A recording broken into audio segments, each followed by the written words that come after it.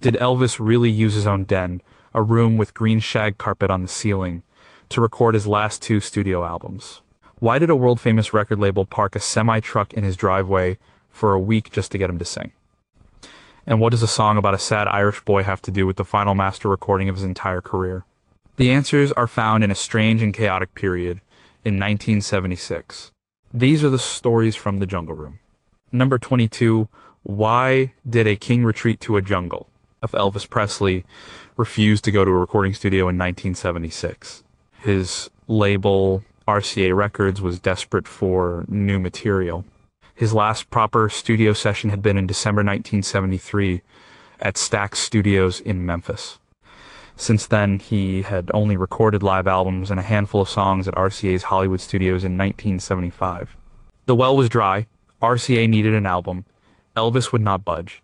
He was tired of the cold, sterile environment of professional studios. He was tired of the schedules, the producers, the executives. He was a nocturnal creature by this point in his life, living in a self-contained world at his Graceland mansion. Leaving it felt like a chore. His health was failing.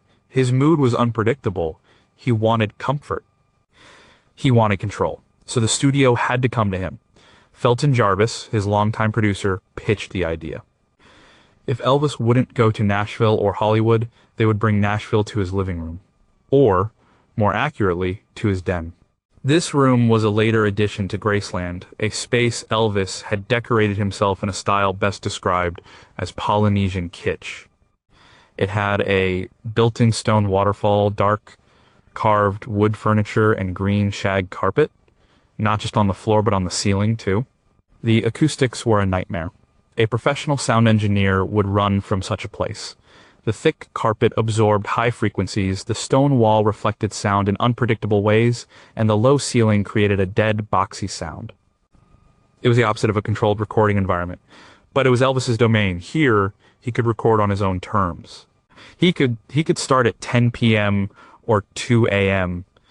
He could wear his pajamas if he wanted. He could stop to eat a cheeseburger or watch TV. He could be surrounded by his friends and his entourage, the Memphis Mafia.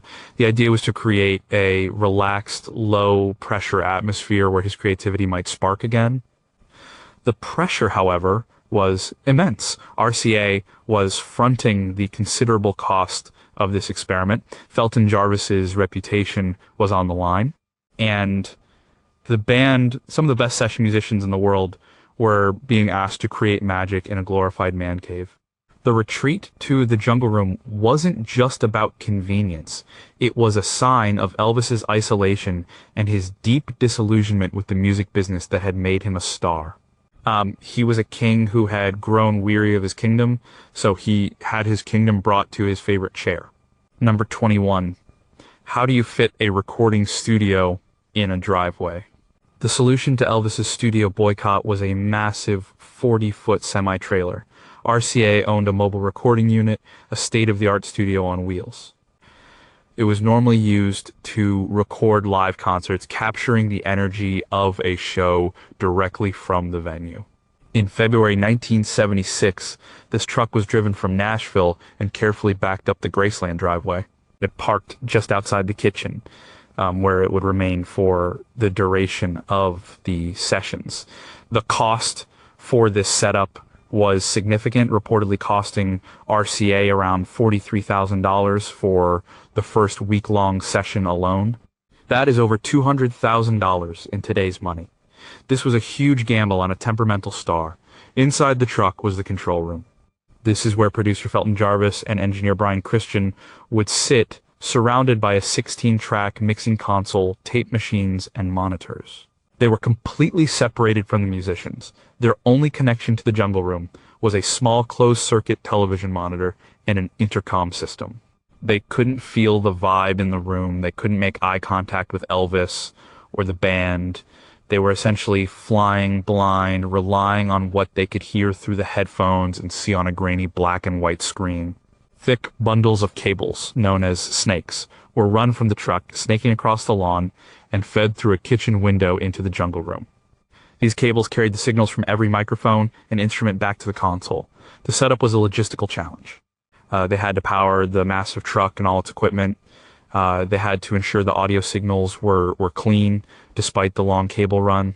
And they had to do it all without disrupting the strange daily rhythm of the Graceland household. The band would be inside trying to cut a sensitive ballad while someone in the kitchen might be frying a peanut butter and banana sandwich. It was a clash of two worlds, the high-tech precision of a professional recording studio and the eccentric, chaotic reality of Elvis Presley's home life. The studio wasn't just brought to Elvis, it was awkwardly grafted onto his house, a mechanical heart connected by wires through a window. Number 20. Who were the unseen players in the room? The core of the Jungle Room sessions was Elvis's TCB band, the touring band he had assembled in 1969. These were world-class musicians. James Burton was on lead guitar, a legend whose licks had graced records by everyone from Ricky Nelson to Frank Sinatra. Ronnie Tutt was on drums, a powerhouse whose explosive style defined Elvis's live shows. Jerry Sheff played bass, a fluid and inventive player known for his work with the Doors. And Glenn D. Hardin was on piano, though he was replaced by David Briggs for these sessions, another Nashville A-lister. John Wilkinson played rhythm guitar. These men were used to the best studios and the most professional environments. Now, they were crammed into a den, their amplifiers tucked into corners, with makeshift sound baffles set up to prevent the instruments from bleeding into each other's microphones. But the band wasn't alone. There was a small army of vocalists. J.D. Sumner and the Stamps, a gospel quartet known for Sumner's impossibly low bass voice, provided the foundation for the backing vocals. The Sweet Inspirations, a female vocal group that had worked with artists like Aretha Franklin, added their soulful harmonies. Or Kathy Westmoreland, Elvis's soprano singer, was there to add the high notes. This meant that at any given time, there could be close to 20 musicians and singers packed into the room, all waiting for Elvis to decide what song he wanted to try next. And then there was the entourage. Members of the Memphis Mafia were always present. Red West, Sonny West, Lamar Fike, and others were there, acting as bodyguards, friends, and go-betweens. Their presence changed the dynamic. This wasn't a closed professional recording session. It was a social event. They would talk, tell jokes, and fetch drinks. Sometimes their presence was a comfort to Elvis. Other times it was a distraction. The engineers in the truck could hear all the chatter between takes. They heard the jokes, the arguments, the moments of boredom. The tapes captured not just the music, but the entire strange, crowded, and often unfocused atmosphere of the Jungle Room. It was a mix of a recording session, a party, and a court of jesters surrounding their king. Number 19, why was the producer flying blind? Our Felton Jarvis was in an impossible position as Elvis's producer since 1966. His job was to coax the best possible performance out of the singer. This usually required a delicate mix of encouragement, suggestion, and sometimes gentle prodding. It was a relationship built on trust and face-to-face communication in the studio. In the Jungle Room, that was all gone. Jarvis was isolated in the RCA truck, staring at a fuzzy TV screen. He couldn't walk over to Elvis and have a quiet word. He couldn't read the non-verbal cues from the musicians. Every piece of communication had to go through a crackly intercom. This created a major disconnect. Elvis would be in the den, sitting in his chair, listening to the playback through giant speakers. If he didn't like a take, he might just shake his head or mumble something to one of his friends. Jarvis, in the truck, wouldn't know. He'd have to ask over the intercom, "What'd he say? Does he want to do another one?" Sometimes, a member of the entourage would have to act as a messenger, running out to the truck to relay Elvis's mood or intentions. This slowed down the process immensely and added a layer of frustration for everyone involved. The creative momentum that is so crucial in a recording session was constantly being broken. The technical challenges were also immense for Jarvis and engineer Brian Christian. They were battling the room's terrible acoustics. They couldn't simply move a microphone a few inches to fix a sound issue. They had to rely on the band members inside to make adjustments. The sound of the drums, in particular, was difficult to capture in the deadened room. Ronnie Tutt's powerful drumming, a highlight of the live shows, often sounded flat and muffled on the tapes. Jarvis had to make countless compromises, trying to polish a rough-sounding recording from a control room hundreds of feet away. He was not just producing an album, he was managing a remote operation under the worst possible conditions, all to appease a star who held all the power. Number 18, What did a typical work day look like? There was nothing typical about a work day in the Jungle Room. The sessions operated on Elvis time. This meant that things rarely started before 9 or 10 p.m. The musicians and singers would arrive at Graceland in the evening, set up their gear, and then wait. They would hang out, drink coffee, and make small talk, sometimes for hours. Elvis would eventually make his grand entrance, descending the stairs from his private quarters. His mood on arrival would dictate the entire night. If he was energetic and enthusiastic, the session might be productive. If he was sullen, tired, or distracted, little would get accomplished. There was no set list. There was no plan. Elvis chose the songs on a whim. He would sit in his chair, often with a stack of records or demo tapes beside him, and pick something that caught his fancy. He might hear a song on the radio and say, "Let's try that one." The band would then have to learn the song on the spot. They would work out the key, the arrangement, and the feel, with Elvis directing them from his chair. This could be a magical process, capturing a raw, spontaneous energy. It could also be a slow, tedious grind as they worked through multiple takes to get it right. Food and drink were a constant presence. Orders would be placed for pizza, burgers, and other takeout. Their breaks could last for an hour or more. Elvis might get bored and decide to watch television or show off his collection of police badges. The sessions would often go all night, ending around 6 or 7 in the morning as the sun came up. The musicians would pack up, exhausted, and head back to their hotels, not knowing if they would be called back the next night or the night after. Over the first session in February 1976, they recorded for 7 nights straight, producing a huge amount of material in a chaotic, unstructured, and utterly unique working environment. It was less like a job and more like being a guest at a very strange, very long, and occasionally brilliant party. Number 17 was "Bitter They Are, Harder They Fall, A Sign of Things to Come." The very first song recorded in the Jungle Room was a slow, melancholic country ballad called "Bitter They Are, Harder They Fall." It was a song written by Larry Gatlin, and it set the tone for much of what was to come. The lyrics speak of a man who has loved and lost, who has seen his pride shattered, and who is now facing the lonely aftermath. For Elvis in 1976, this was not just a piece of fiction, it was deeply personal. He was 3 years past his divorce from Priscilla. He was dealing with a series of failed relationships. He was overweight and in poor health, a far cry from the vibrant icon of his youth. The song's themes of loss, pride, and heartbreak resonated with him powerfully.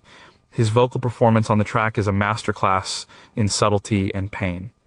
He doesn't oversing it. He lets the weariness and sadness in his voice carry the emotional weight. You can hear the years, the disappointments, the isolation. The band provides a sparse, gentle backing, giving his voice all the space it needs. It was a bold choice for a first song. It wasn't a rocker, it wasn't a pop song, it was a raw, honest, and deeply sad piece of country music. This choice was significant. It showed where Elvis's head and heart were at this time. He was no longer interested in creating the kind of upbeat commercial music that had defined his early career. He was drawn to songs that reflected his own life, his own struggles. Throughout the Jungle Room sessions, he would return again and again to this well of sorrow. Songs like Solitaire, Never Again, and Love Coming Down all explored similar territory. The sessions were not an attempt to recapture past glories. They were a musical diary of a man confronting his own decline. The first entry was "Bitter They Are, Harder They Fall," a title that felt tragically prophetic. Number 16, "How Did Hurt?" Almost break the man and the machine. One of the most dramatic moments of the sessions came during the recording of Hurt. The song was an old Roy Hamilton R&B ballad, a full-throated cry of pain and anguish that had been a hit for Timmy Euro in the 1960s. It was exactly the kind of melodramatic, powerful song that Elvis loved to sink his teeth into. He decided to tackle it on the 4th night of the February sessions. What followed was a display of raw, unrestrained vocal power that stunned everyone in the room and nearly overloaded the recording equipment in the truck. Elvis threw himself into the song completely. He stood up from his chair, a rare occurrence during these sessions, and poured every ounce of his frustration, anger, and pain into the performance. The band matched his intensity, building to a massive crescendo. At the climax of the song, Elvis unleashed a final, soaring note, holding it with incredible power. He then collapsed back into his chair, physically and emotionally spent. According to some who were there, he fell completely to the floor. The take was so powerful, so raw, that it became a legend, but the chaos didn't end there. After this incredible performance, Elvis was listening to the playback and decided the ending wasn't dramatic enough. He wanted to add a huge operatic finish, so they did another take of just the ending. He sang it with even more force, a truly staggering display of vocal control and lung power. This second ending was later spliced onto the master take, creating the version we know today.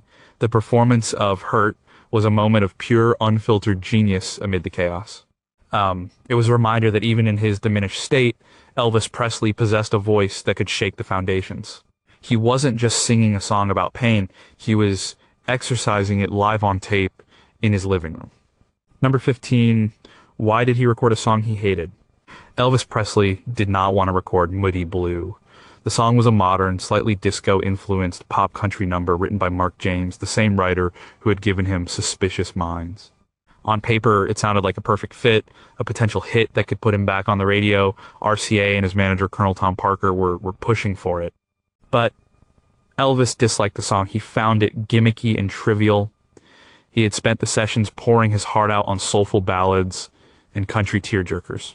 Moody Blue felt like a step backward, a piece of commercial fluff. The pressure to record it was intense. The sessions had produced a lot of great album tracks, but RCA was desperate for a single. Felton Jarvis, seeing an opportunity, kept pushing the song. For several nights, Elvis flat out refused. The band even worked up an arrangement, but Elvis would just wave it off and move on to something else. He was the king in his castle, and he would record what he wanted to record. Finally, on the last night of the first set of sessions, he relented. He was tired, everyone was tired. He reportedly said something along the lines of, "Let's just get this thing over with." He sang it with a certain professional detachment. It's a good vocal, but it lacks the deep emotional investment he put into songs like Hurt or Danny Boy. He did his job, hit the notes, and moved on. The irony is that Moody Blue became a huge hit. It was his last single to reach #1 on any American Billboard chart during his lifetime. It hit Yone on the Hot Country Singles chart. The song he dismissed as trivial became the title track of his final studio album. It was a classic Elvis paradox, the reluctant pop star who could turn a song he disliked into a commercial smash, almost as an afterthought. His instincts were for soul-bearing ballads, but his talent for pure pop was still undeniable even when his heart wasn't in it. Number 14, what happened when the magic faded? Not every night was productive. Not every song was a masterpiece. The unique, unstructured nature of the Jungle Room sessions meant that when Elvis's inspiration waned, the entire multi-$1,000 operation ground to a halt. There were long periods of silence punctuated by idle chatter. Elvis would thumb through a book, watch television, or just sit quietly, lost in thought. The musicians, ever professional, would wait patiently. They were being paid to be there, whether they were playing or not. But the frustration was palpable. This was particularly evident during the second block of sessions held in October 1976. The first sessions in February had been surprisingly fruitful, yielding enough material for an entire album, from Elvis Presley Boulevard, Memphis, Tennessee, and a few leftover tracks. But when RCA brought the mobile truck back 8 months later, the well was nearly dry. Elvis's mood was darker. He was physically weaker and seemed even less interested in recording. He struggled to find songs he wanted to sing. He would start a song, do a take or two, and then abandon it. Tracks like "I Got a Feelin' in My Body" were attempted but never finished. He worked on a cover of Feelings, the hugely popular Morris Albert song, but his version was sluggish and uninspired. It was clear his heart wasn't in it. The band did their best to create a spark, but they could only follow his lead. If the leader had no direction, the entire procession stopped. These fallow periods were part of the chaos. The genius couldn't be forced. When it was there, it was brilliant. When it was gone, all that was left was a group of bored musicians, a stressed out producer in a truck, and a lonely king in a very green room, waiting for a muse that wouldn't come. Number 13 was this Elvis's Great Lost Country album. Looking back at the track list from the Jungle Room, one thing becomes clear: Elvis was deep in a country phase. While his music had always incorporated country elements, the 1976 sessions were dominated by the genre. The very first song was by Larry Gatlin. He covered classic country hits like She Thinks I Still Care, originally a hit for George Jones, and I'll Never Fall in Love Again, a Tom Jones hit written by country songwriter Lonnie Donegan. He sang contemporary country songs like Never Again and Love Coming Down, both from the pen of Jerry Chestnut. Even the more pop-oriented tracks like Moody Blue and Way Down had a distinct country rock flavor. This was not a commercial decision. In the mid-70s, country music was popular, but Elvis was a global superstar who could have recorded anything. His choice to focus on country was personal. It was the music of his youth, the music he had grown up with in Tupelo and Memphis.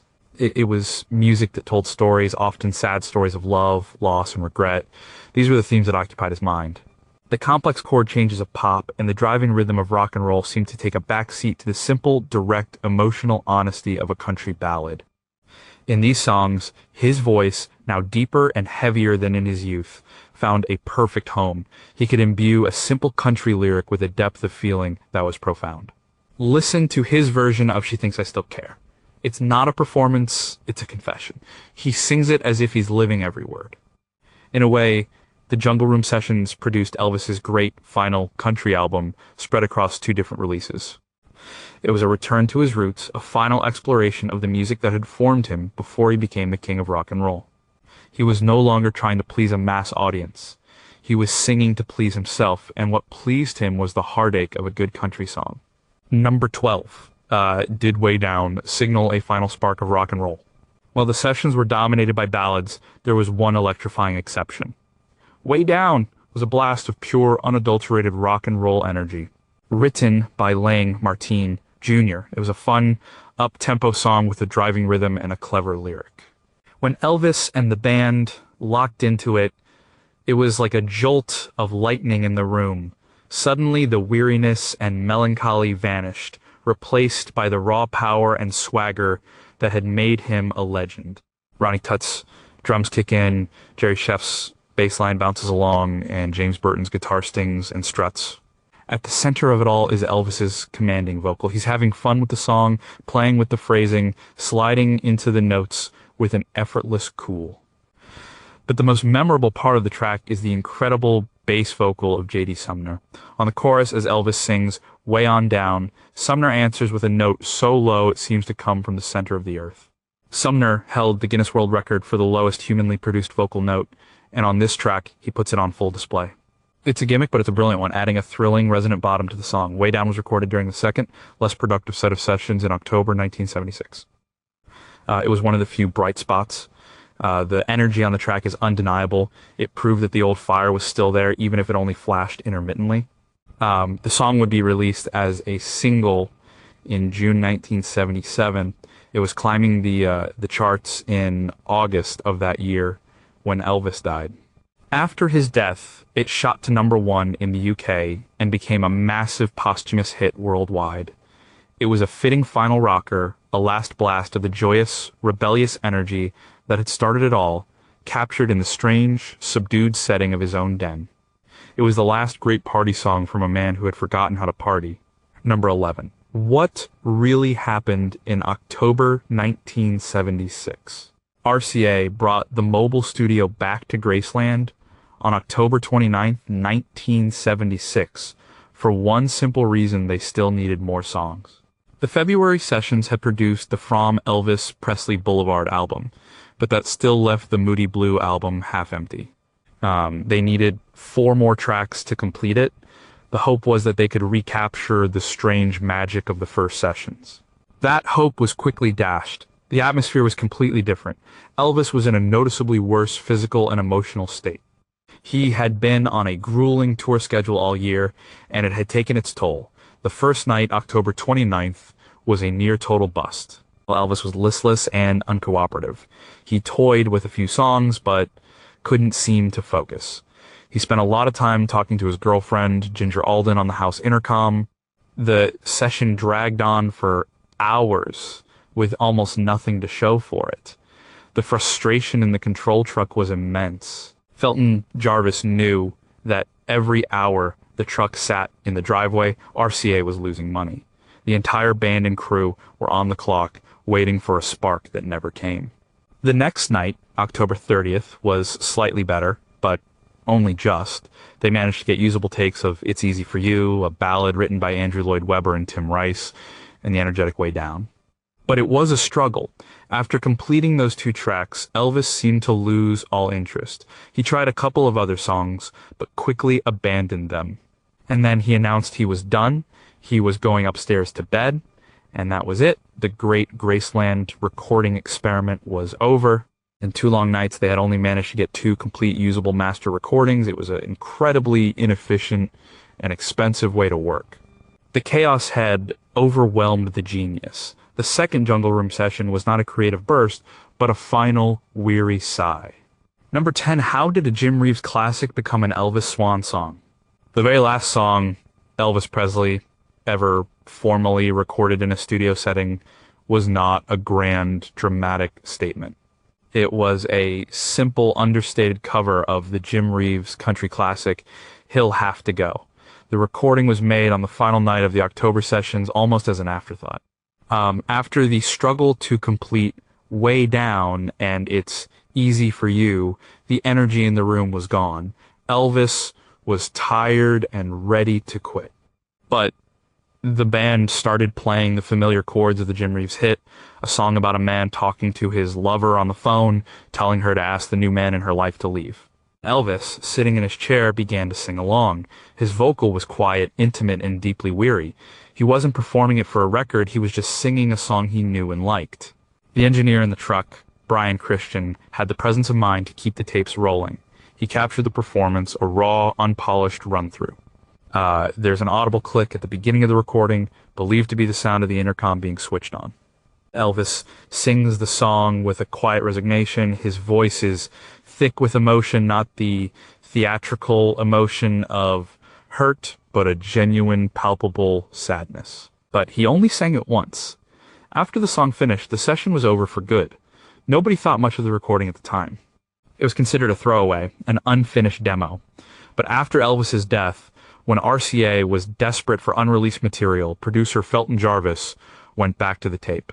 He overdubbed strings and backing vocals, polishing the rough diamond into a finished master. This version was released on the Moody Blue album. It stands as Elvis's final master recording. There is a haunting finality to it. The king of rock and roll didn't go out with a bang. He went out with a whisper, singing a lonely country song in the middle of the night, a final, heartbreaking goodbye. Number 9, what happened to the tapes? The tapes from the Jungle Room sessions became some of the most analyzed and re-released recordings in Elvis's entire catalog. Initially, the material was spread across 2 albums. The bulk of the February recordings formed the 1976 album From Elvis Presley Boulevard, Memphis, Tennessee.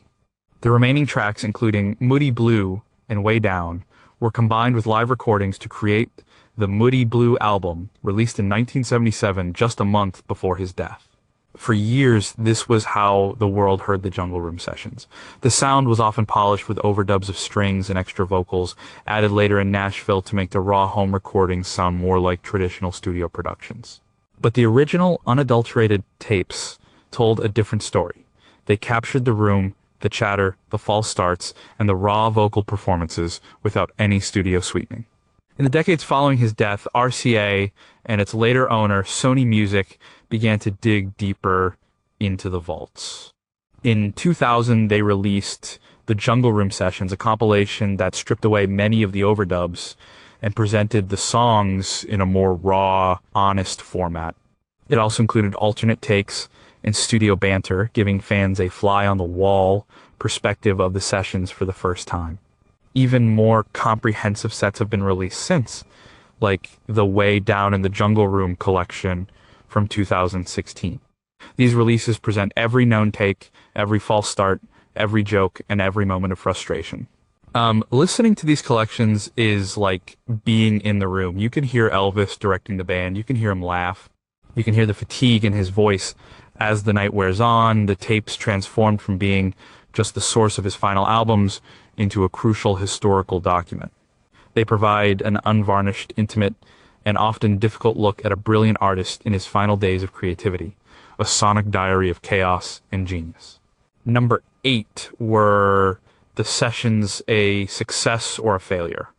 This is a question with no easy answer. By purely commercial standards, the sessions were a qualified success. They produced 2 albums, one of which, Moody Blue, was a platinum seller, largely due to the surge in sales after Elvis's death.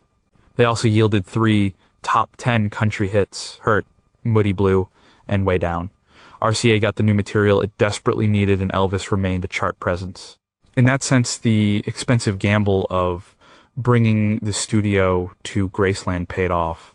From a logistical and financial standpoint, they were a borderline disaster. The cost was enormous. The process was incredibly inefficient, especially the October sessions. Countless hours were wasted. The working conditions were a technical nightmare for the engineers and producers. For the musicians, it was often a frustrating experience, a stark contrast to the slick professional sessions they were used to in Nashville and Los Angeles. It was a chaotic, undisciplined, and often tedious way to make a record. But artistically, the sessions were a triumph. They captured something that a sterile studio never could have: the unvarnished soul of Elvis Presley in 1976. The performances are raw, honest, and deeply emotional. His voice, though weathered, possessed a depth and gravitas it had never had before. He sang with the weight of his life experience, and the result is some of the most moving and powerful music of his entire career. The chaos of the environment stripped away the artifice. What was left was the pure, unfiltered genius of his voice. So, were they a success or a failure? They were both. They were a chaotic failure of a process that somehow produced a work of sublime, successful art. Number 7. How did the band really feel about it? The TCB band members have spoken about the Jungle Room sessions with a mix of professional pride and personal frustration. On one hand, they were in awe of Elvis's talent. Even in his diminished state, he could turn on a dime and deliver a vocal performance that would leave them speechless. Guitarist James Burton has often praised the raw emotion of the sessions and the magic of creating music so spontaneously. They were witnessing firsthand the core of Elvis's genius, his ability to inhabit a song and make it his own, even when he was learning it on the spot. On the other hand, the lack of structure was draining. These were top-tier professionals who were accustomed to a certain way of working. In a typical Nashville session, you'd record 3 or 4 songs in a 3-hour block with military precision. In the Jungle Room, they could spend 12 hours to get one usable song, with long periods of boredom in between. Bassist Jerry Sheff noted the difficulty of the setup, with everyone crammed together and the sound bleeding into all the microphones. It made it hard to get a clean, defined sound for each instrument. There was also the emotional toll of watching their friend and employer in decline. They could see his physical health was poor. They could sense his emotional distance. They were professionals there to do a job, but they were also human beings who cared about him. The sessions were a strange mix of musical highs and personal lows. They were proud of the music they created, particularly the powerful ballads. But they also remember the long, quiet hours, the aborted takes, and the sad realization that the dynamic, energetic man they had first started working with in 1969 was fading before their eyes. Number 6. What is the real story of Danny Boy? Among all the country ballads and rockers, one of the most surprising and beautiful performances from the Jungle Room is Elvis's rendition of Danny Boy. This was not a song that RCA was pushing. It was not a potential hit single. It was a song that Elvis simply loved. The old Irish air, with its heartbreaking melody and lyrics of departure and loss, had been a favorite of his for years. On the 5th night of the February sessions, he decided he wanted to record it. He sat at the piano himself to work out the arrangement. This was unusual. While Elvis could play piano, he usually left that to the experts like David Briggs. But for this song, he wanted to feel it out himself. After finding the right key and feel, he moved back to his chair, and David Briggs took over on piano. The take they captured is breathtaking. Elvis sings it with a quiet, almost reverential passion. His voice is tender and full of longing. He treats the song not as a piece of pop music, but as a piece of classic, almost sacred text. The performance is incredibly intimate. It feels like you are in the room listening to him sing for an audience of one. At the end of the song, he adds a soaring, powerful vocal coda similar to the one he added to Hurt. It's a moment of pure operatic release after the quiet tension of the verses. The performance was so personal and so powerful that Felton Jarvis knew immediately it was a keeper. It was a song that had no commercial potential in 1976, but it had immense artistic merit. It revealed a side of Elvis that the public rarely saw: the sensitive musician with a deep appreciation for classic melody and a voice that could handle it with grace and power. It was a moment of pure art created for no other reason than the love of a song. Number 5. Why was there a 6-month gap between sessions? The 8-month gap between the February and October 1976 sessions was not a planned break. It was a result of Elvis's chaotic schedule and deteriorating health. After the February sessions concluded, Elvis was straight back on the road. He toured relentlessly throughout 1976, playing cities across America. The touring was grueling. He was performing long shows, often in major arenas night after night. This punishing schedule left little time or energy for anything else. His health was a major factor. He was struggling with a range of health issues, many of which were exacerbated by his dependence on prescription medication. His weight fluctuated wildly, and his energy levels were unpredictable. There were nights on tour when he was brilliant, and nights when he was clearly struggling, forgetting lyrics, and appearing lethargic. The idea of going back into a recording environment, even one in his own home, was not a priority. His manager, Colonel Parker, was focused on the immediate income from touring, and RCA had to wait patiently for an opening in the schedule. When the opportunity finally came in October, Elvis was exhausted. He had just come off another tour. He was not in a creative headspace. He was simply worn out. The contrast between the February and October sessions is a direct reflection of his life during those intervening months. In February, he was relatively rested and seemed to have a genuine desire to make music. By October, after months of punishing travel and performing, that desire had all but evaporated. The gap wasn't a vacation. It was a slow, grinding period of work that left him with little left to give creatively. Number 4, could you hear the peacocks screaming on the tapes? One of the strangest and most unique aspects of recording at Graceland was the ambient noise. This was not a soundproof studio. It was a house. Life went on around the sessions. You could hear phones ringing in the background on some of the unedited session tapes. You could hear the chattering of the entourage between takes, and sometimes you could hear the peacocks. Elvis kept a number of peacocks that roamed the grounds of Graceland. These birds are known for their loud, piercing calls, which sound remarkably like a human screaming. During quiet moments in the sessions, particularly when recording a sensitive ballad, the sound of the peacocks would sometimes drift in through the windows. For the engineers in the truck, it was another unpredictable variable to deal with. They had to be careful that these strange, exotic sounds didn't bleed onto a perfect vocal take. There are stories of takes being ruined by a particularly loud screech at the wrong moment. This detail, though minor, perfectly encapsulates the absurdity of the entire enterprise. Imagine trying to record a multi-million-dollar album with some of the best musicians in the world and having to stop because of a peacock. It highlights the clash between the professional and the personal, the studio and the zoo. The Jungle Room sessions were not just influenced by Elvis's mood, but by the entire strange ecosystem of his home life, right down to the wildlife in the backyard. The peacocks were an audible reminder that this was not RCA Studio B in Nashville, this was Graceland, and normal rules did not apply. Number 3, who was David Briggs and why did he matter? While Glendy Harden was Elvis's regular touring pianist, the piano on the Jungle Room sessions was played by David Briggs. Briggs was a legendary Nashville session musician and a key member of the Nashville Cats. He had played on countless hit records for artists like Bob Dylan, Neil Young, and Johnny Cash. He was known for his incredible versatility, his intuitive feel, and his ability to come up with the perfect part for a song on the spot. His presence was crucial to the sound and success of the Jungle Room recordings. Briggs had worked with Elvis before, notably on the 1973 Stax sessions, so he understood the singer's unconventional working methods. In the chaotic environment of the Jungle Room, his professionalism and creativity were a stabilizing force. With Elvis calling out songs at random, Briggs had to be able to switch gears instantly, from a gospel feel to a country shuffle to a rock and roll boogie. His piano parts often formed the core of the arrangements. Listen to his soulful, church-like playing on Love Coming Down, or the delicate, mournful chords on Solitaire.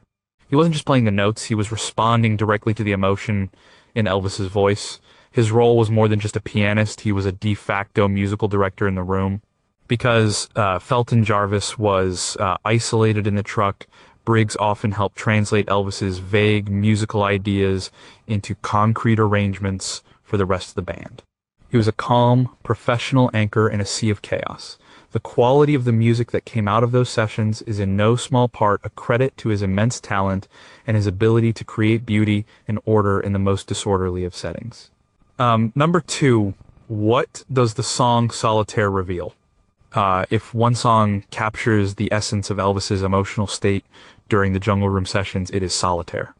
The song, written by Neil Sedaka and Phil Cody, is a heartbreaking portrait of loneliness. It describes a man sitting alone, playing a meaningless game of cards, while the world goes on without him. The lyrics are a stark and powerful metaphor for isolation, a feeling that Elvis knew all too well. By 1976, despite being surrounded by people, he was profoundly alone, trapped by his own fame inside the walls of Graceland. His performance of the song is devastating. He sings it with a quiet, defeated air. There is no grandstanding, no vocal acrobatics. There is only a deep, abiding sadness. When he sings the line, "A little hope goes up in smoke, just like a cigarette, you believe him completely." It's the sound of a man who has given up. The band provides a sparse, almost funereal backing with David Briggs's piano tracing the melancholic melody. The recording of Solitaire was reportedly a difficult one. Elvis struggled with the high notes in the chorus, his voice showing the strain of his lifestyle. He did multiple takes, growing frustrated with himself, but the final master take is perfect in its imperfection. The slight strain in his voice only adds to the song's emotional weight. It is a raw, unvarnished look into the heart of a lonely king. It's not a song about a character, it's a self-portrait, painted in the darkest shades of blue in the green carpeted room that had become his gilded cage. Well, number 1 was the Jungle Room, a studio, a sanctuary, or a prison. The Jungle Room was all of these things at once. For RCA Records, it was a makeshift studio, a last-ditch effort to get their biggest star to record. It was a place of business, a work site where cables were run and tapes were rolled. For the musicians, it was a strange and often frustrating workplace, a place where their professionalism was tested by the whims of their employer. For Elvis, the room's function was more complex. In one sense, it was a sanctuary. It was his space, decorated to his own eccentric tastes. It was a place of comfort where he didn't have to pretend. He could be himself, surrounded by his friends, singing the songs he wanted to sing. The act of creating music on his own turf, free from the constraints of the outside world, was a source of genuine joy and release, as heard in the powerful performance of Hurt or the fun of Way Down. But in another, more tragic sense, the Jungle Room was also a prison. His refusal to leave Graceland was not a sign of power, but of his growing isolation and fear of the world outside. The fact that the studio had to be brought to him showed how small his world had become. The sessions were held in a room with no natural light, often in the middle of the night, cut off from the normal rhythm of life. The songs he chose to sing were overwhelmingly about loneliness, heartbreak, and loss. The Jungle Room was the physical manifestation of his emotional state, a gaudy, comfortable, and inescapable cage. The 22 tales from these sessions are not just stories about making music, they are the final chapter in the story of Elvis Presley, a story of incredible genius and profound chaos, all unfolding in a room with a waterfall on the wall and green shag carpet on the ceiling.